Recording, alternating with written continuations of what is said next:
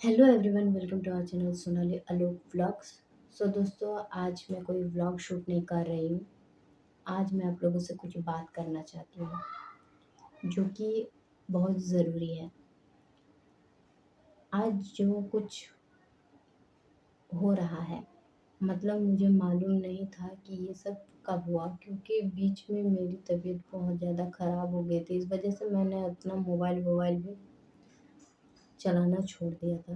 अभी रिसेंटली मैंने मोबाइल चला रही थी, 2-3 दिन पहले का बात है। तो उसमें मैंने कोलकाता केस के बारे में देखा। मेरा सवाल सिर्फ इतना है कि आखिर कब तक इस तरह लड़कियों को ये कीमत चुकानी पड़ेगी कि हम लड़कियां हैं।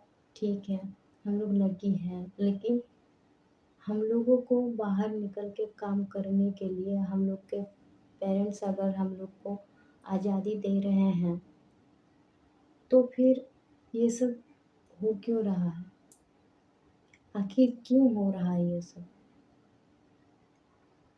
फैमिली अगर पढ़ने दे रही है कि पढ़ लिख के कुछ बन जाए, बनने के बाद अगर हम अपना वर्क प्लेस पे सुरक्षित नहीं हैं, तो फिर अब कहाँ सुरक्षित होंगे? हम लोग के लिए कोई सुरक्षित जगह है भी कि नहीं? हम लोगों के लिए कुछ भी कुछ भी सुरक्षित चीज़ें नहीं है, क्योंकि आज एक डॉक्टर इस दुनिया में नहीं है। बहुत किसी को मालूम नहीं है ये केस कि आखिर क्या हुआ है।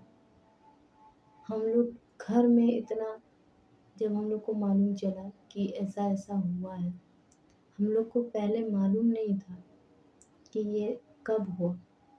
लेकिन जैसे हम लोग को मालूम पड़ा, जैसे हम लोग मोबाइल में देखे, यूट्यूब में हम लोग वीडियो देख रहे थे, तो वीडियो आ गया इनका कि एक डॉक्टर के साथ ऐसा हुआ है। हम लोगों के लिए डॉक्टर्स इतना कुछ करते हैं, और डॉक्टर के साथ ही ऐसा हो रहा है। ये बात कुछ अच्छी बात नहीं है। और मेरा सवाल बस इतना है कि आखिर लड़कियों को कब तक ये सब चीज़ सहना पड़ेगा? हम लोग, सरकार ने ये बोला है कि बेटी पढ़ाओ बेटी बचाओ। बेटी पढ़ तो ली, लेकिन बची क्या? नहीं बची। तो ऐसा कोई एक्शन लेना चाहिए इस मैटर में कि ऐसा कोई ऐसा सज़ा नहीं देना चाहिए कि नॉर्मल हो। कुछ ऐसा सज़ा देना चाहिए कि जो ये काम करता है ना, उसका रूह काँप उठे। नहीं तो ये सब कभी भी नहीं रुकने वाला है।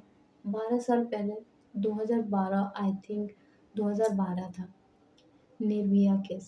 सबको मालूम होगा कि उस दिन क्या हुआ था, और उस बेचारी को कितने दिन बाद उसको इंसाफ मिली। तो मोमिता देवनाथ को भी, डॉक्टर मोमिता देवनाथ को भी जस्टिस मिलनी चाहिए। आखिर वो एक डॉक्टर है, सबसे बड़ी बात वो एक वुमेन है। तो हम जैसे गर्ल्स के लिए कहीं भी सुरक्षित नहीं है। आप 5 साल की लड़की ले लीजिए, या फिर मतलब 15 साल की, 20 साल की, किसी भी साल की, कोई सुरक्षित नहीं है। यहाँ तक कि डेड बॉडीज भी सुरक्षित नहीं है। तो ये मानसिकता इतनी इतनी गिरी हुई है कि हम लोग को बोलने में भी खराब लगता है। इस बारे में हम लोग बात तक नहीं करना चाहते हैं, लेकिन ये बात करना बहुत ज़रूरी है, क्योंकि भगवान ना करे कल हम लोग के बहन बेटी इन लोग के साथ भी वैसा ही हो। ये चीज़ नहीं होनी चाहिए। आखिर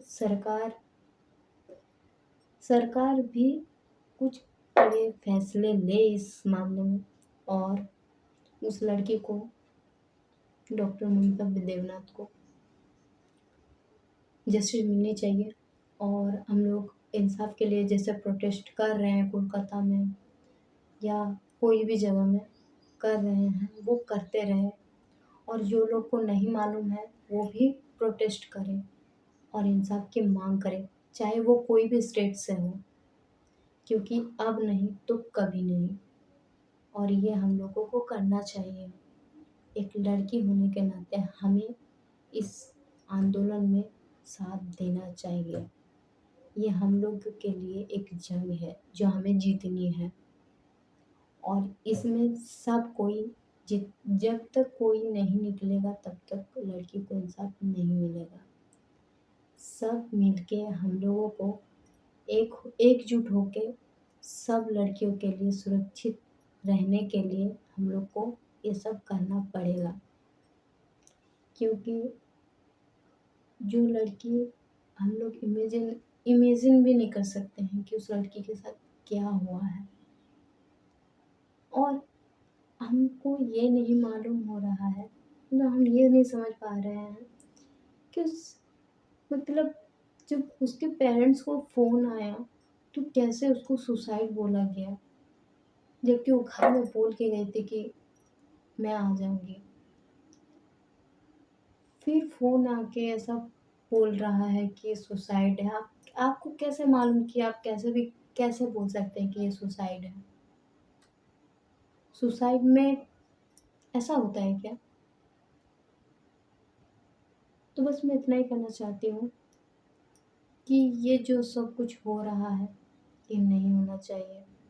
हम लोगों को प्रोटेस्ट करते रहना चाहिए जब तक उस लड़की को इंसाफ ना मिले, और उस आरोपी को कोई कड़ी से कड़ी सजा ना हो। मुझे तो लगता है कि उसको बीच चौराहे में खड़े करके और वहीं पे जिंदा जला देना चाहिए। बस मैं अपील करना चाहती हूँ कि इस केस में जल्दी उस लड़की को इंसाफ मिले और अब ये सब रोका जाए। और मेरा सवाल एक ये भी है कि एक लड़की के साथ होता है, भुगतना सब लड़की को पड़ता है, क्योंकि आज ऐसा हो गया है तो कल कोई अपने ड्रीम्स पूरे करने के लिए भी कतराएगा, सोचेगा कि मैं कैसे नाइट शिफ्ट ले लूँ, मैं ये जगह जा रही हूँ तो सेफ हूँ कि नहीं हूँ। मतलब ये सब चीज़ लड़कियों के दिमाग में आती ही रहेंगी जब तक कि हम लोग कोई ऐसा कदम ना हो कि सरकार ऐसे कोई सेफ्टी का, हालांकि जब हम अपने वर्क प्लेस में सुरक्षित नहीं हैं, घर में सुरक्षित नहीं हैं, तो कहाँ होंगे हम लोग सुरक्षित? ये मेरा सवाल है। और मेरा ये सवाल नहीं है, ये सब उन तमाम लड़कियों का सवाल है जो सरकार से पूछना चाहती है। सरकार से नहीं, सब जनता से पूछना चाहती है कि लड़की होना क्या पाप है कि इस तरह उनको ऐसा कीमत चुकाना पड़ा। अपने पढ़ लिख के अपने पैरों पे खड़ा हुई और आगे जाके इतने टफेस्ट एग्ज़ाम्स क्लियर की, उसके बाद जाके उसको डॉक्टर की उपाधि मिली, और इतना कुछ हासिल करने के बाद उनके साथ ऐसा हो जाना, क्या ये सही था? बिल्कुल भी नहीं। मेरा बस आप लोगों से यही निवेदन है कि आप लोग प्रोटेस्ट करते रहें। हम लोग भी जितना हो सकेगा हम लोग भी प्रोटेस्ट ज़रूर करेंगे। और जो कोई भी मेरा ये वीडियो देख रहा है उन लोग को मैं बताना चाहती हूँ कि आप लोग भी घर से निकलिए और इस चीज़ में बोलिए और इसमें प्रोटेस्ट कीजिए और इंसाफ मांगिए, क्योंकि हम नारियां हैं, हम अपने लिए नहीं बोलेंगे तो कौन बोलेगा? तो दोस्तों बस वीडियो इतना ही, मिलते हैं नेक्स्ट वीडियो में।